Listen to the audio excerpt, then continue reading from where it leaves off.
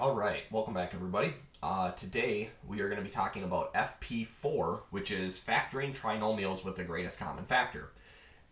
The way we're going to start today's video is just by going over some easier problems to start, and we'll work into what these harder ones look like. Now this is our most basic problem, and this is something that we got to really get good at, is how do we actually factor this. So as we learned in a previous video, we take whatever this last number is. Notice I'm including the negative, and that's going to be the number that goes on top of my x.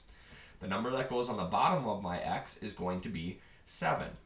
Now on the side of my x, I'm going to take whatever my a term is, which in this case is 1, right? This was my b term and this was my c term, and I'm going to put 1x over and 1x over.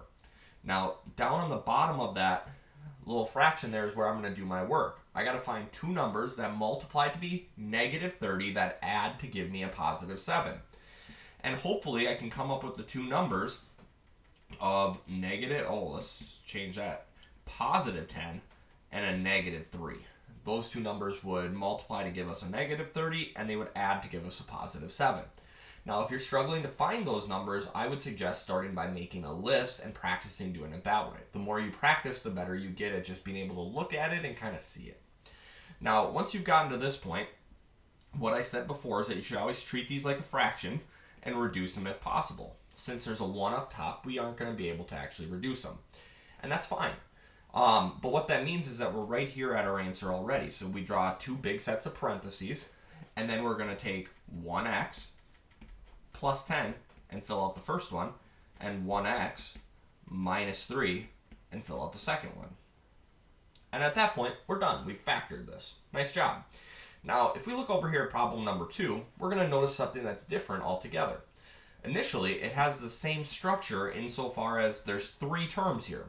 But as we look closer upon it, what we're going to notice is that the x's don't quite add up. Normally, there's 2 x's here, 1 x here, and no x's here. Now, that makes this problem kind of entirely different. So what we're going to do instead is we're actually going to pull 1x out of each of those. Like we did with the greatest common factor, because they each have an x in it, I can pull an x out of each of them. So if I were to do that, if I pulled an x out of each of these, that would leave me with an x squared minus 5x minus 24. Right? Remember that if I were to actually multiply this back out, that would give an x to each of those terms. Now, at this point, this is what we are used to factoring. So let's just continue on our way with factoring that, and then we'll remember to add on the x at the end. So I'm going to put my negative 24 up top, and then my negative 5 is going to go on the bottom. Now I need two numbers that multiply to give me a negative 24 that add to give me a negative 5. I'm sorry, before I do that, I should even finish this, right? So this is 1x squared, or I'm sorry, 1x and 1x is what I should have up there. Now I am looking for two numbers that multiply to give me negative 24 that are going to add to give me a negative 5. And I believe those two numbers are going to be a negative 8 and a positive 3. Now again, we always look to see if these reduced. They do not in this situation, so our answer will be 1x minus 8 and 1x plus 3. And we're done. Now, we're done with the actually factoring part, but I did actually forget something here. Now, looking at this, remember how we said that we pulled this x out at the very front? That still needs to show up here, right? So it's always important to look back and say, did I remember everything that I needed to? Now, if you notice, I'm jumping around with my problems a little bit more than I normally do. Normally, I just do the odds or just do the evens. It didn't quite make sense today, so I am going to jump around with my problems. Just expect any problem I don't do to show up in your homework assignment. So, looking at problem number 4. Problem number 4 looks like a normal, easy problem. Nothing new here, except there is. The new piece is actually this little negative that's sitting in front. Now, whenever you have a negative that sits in front of your leading term, you need to factor out that negative as if it's a greatest common factor. Now, in order to do that, when we pull out this negative, what's really going to happen is that we're dividing the coefficient values of each term by a negative 1. And all that actually does is it just changes the signs. So this was a plus or minus 15k, so now it's a plus 15k. This was a minus 56, now it's a plus 56. Once we get to this part and we kind of actually have a normal problem, then we just continue like we were. We have our positive 56 and our positive 15. Our a value was 1, so I'm going to have 1k and 1k. K because k is my variable here. And then underneath, I'm just looking for two numbers that multiply to be a positive 56, that add to be a positive 15. And those two numbers are going to be a positive 7 and a positive 8. So look to see if you can reduce. Doesn't look like we can. So my answer will be 1k plus 7 and 1k plus 8. Making this my almost final answer. The reason I say almost is because, remember, we pulled out this negative, so that negative needs to still sit in front. Let's look at problem number 5. Now, when we look at problem number 5, we should hopefully be able to pick out the main difference right here. The main difference is the fact that this term has a 3 in it. Now, when we see that, when we see a number in our a spot that is not 1, we should always try to factor out that a term. So if I were to try to factor that out, I would come over here and I would try to divide 3 out of each of these. So if I do that, if I divided 3 out of each, I'd be left with x squared. Negative 24 divided by 3 would give us a negative 8x, and negative 60 divided by 3 would be a minus 20. Now I've pulled that 3 out. Remember, I haven't really changed the problem because if I were to multiply this all back out, I would get back to exactly what I started with. Now, once I've made it this far, I want to take the values, negative 20 and negative 8, and put them into my x. Since our a value is now 1, we can have our 1x and our 1x. And now we're just looking for the two numbers that multiply to give us a negative 20 that add to give us a negative 8. And in fact, those two numbers will be a negative 10 and a positive 2. So again, we check to see, can we reduce? In this one we can't. So we're going to come over here. I'm going to put my 3 out front right away. Here are my two sets of parentheses. My first one, 1x minus 10. My second one is going to be 1x plus 2. Which will make this my final answer. Let's keep going. Looking at problem number 7. So in this situation, notice how I have a negative 5 that sits out in front. This is kind of the area we always look to see if there's anything extra to do. If we do have a negative 5 that sits out in front, we're going to try to pull out that negative 5 out of this whole thing.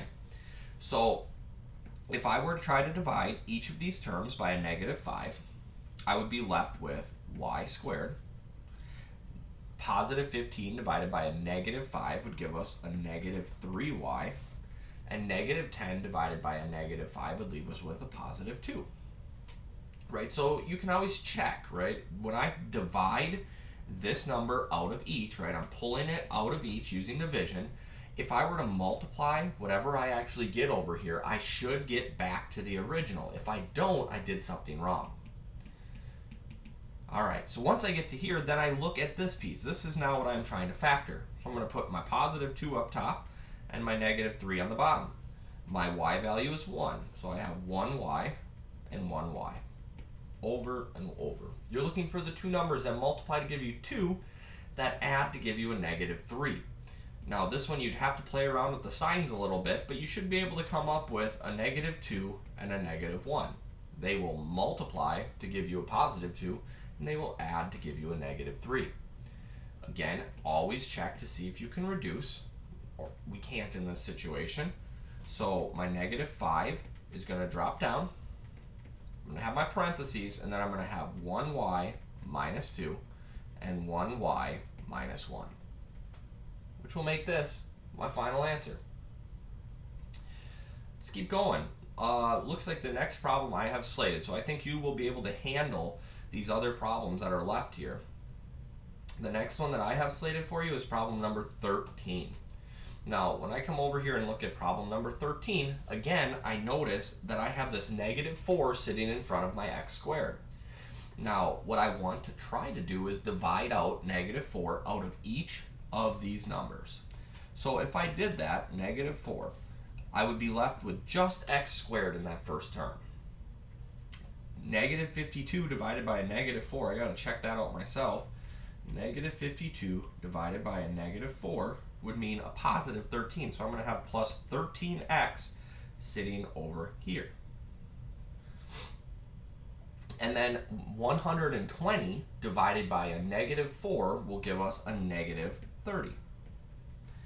So we were able to pull out that negative 4, which is great. We're not always going to be able to do that, but in this case we were. So at this point, now I want to try to continue to factor this. So I'm going to put my negative 30 up top and my positive 13 on the bottom. We're going to have our 1x and 1x because our a term was 1. And now we're just looking for the two numbers that multiply to give you negative 30 that add to give you a positive 13. And when I come over here and I start to think about this a little bit, negative 30. So how about a positive 15 and a negative 2? I think that would work out. If you were in the camp of saying 10 and 3, you would be close, but I don't think the signs are going to work out for you. Now, once you get here, check to see if you can reduce, which we can't. So we're going to take our negative 4, start us off with that. Then we're going to have 1x plus 15. And we will have 1x minus 2. And this will be our factored form. Remember, factoring just takes an addition or subtraction problem and it turns it into a multiplication problem. Let's look at problem number 15. This is where they kind of start to get a little bit weird. This is definitely a weird one. Now, when I look at this, first off, I notice we have two variables. Now, that scares me a little bit, but we might still be able to deal with it. So when I look at this, if we notice how they all have a y to the third, that means we're going to be able to pull y to the third out as the greatest common factor. They also had a 5 in front of that leading term. So we're going to be able to divide, hopefully, a 5 out of each of these numbers as well. And then we'll have something completely different to look at that might just be easier to factor. So if I divide 5y to the third out of everything there, 5y to the third means I'm only left with x squared. If I pull out a 5y to the third, that means I'm just left with a minus 1x. And negative 100 divided by 5 would give us a negative 20. And I don't have a y squared anymore, so this is my factored form. After I pulled out that greatest common factor, this is what I'm left with. Now, at this point, we do still need to try to factor this, right? There is a 1 here. So when we try to factor that, we're going to put our negative 20 up top and our negative 1 on the bottom. We'll have our 1x and our 1x. And then we look at it and we say, what numbers multiply to give us a negative 20 that add to give us a negative 1? And that would be a negative 5 and a positive 4. Our fractions don't reduce here, which means my final answer will be 1x minus 5 and 1x plus 4. And my 5y to the third will drop down in front, which will make this my final answer. Let's look at one more together, and then you guys will be all on your own for the rest. So looking at number 16, again, we see that unique situation where I have a lot of stuff going on. Now, if we notice, they each have an a, so we're going to pull an a out of each of them. And it looks like I could pull out 2 from each of these numbers as well. So if I pull out a 2a, if I pull out 2a, I'm just left with x squared here. If I pull out a 2a, 2 out of 5, or 10 would be a 5. So I'll be left with 5. The a disappears, but I still have the x. And if I pull a 2 out of 12, that would leave me with 6. And there would be no a there. Now, at this point, this thing is absolutely factorable, right? We do have a 1 right in that spot, which is how we like it. So I'm going to put my positive 6 up top, my positive 5 on the bottom. I have 1x over and 1x over. Two numbers that multiply to give me a positive 6 would be about a positive 3 and a positive 2. And they add to give us that positive 5 So I'm going to be able to rewrite this as 2a times 1x plus 3 times 1x plus 2. Just like that. That's it, ladies and gentlemen. The rest of the problems are going to be for you for homework. Now, I've purposely went through and tried to pick at least one example of every type of problem that you might see. So your homework is going to range in difficulty because these are probably like the easy problems right here. I don't think there's anything special with those problems. It's just the basic way. This one, you're going to have to factor out the negative. This one, you're going to factor out the 5. This one, you're going to factor out a 3 out of everything. And this one, you'll factor out a 13. And then the hardest one will have you factoring out a -6. So I think it's really doable for you. Thank you so much for watching the full video. If you have any questions, please don't hesitate to reach out to me. Thanks, guys. Have a good day.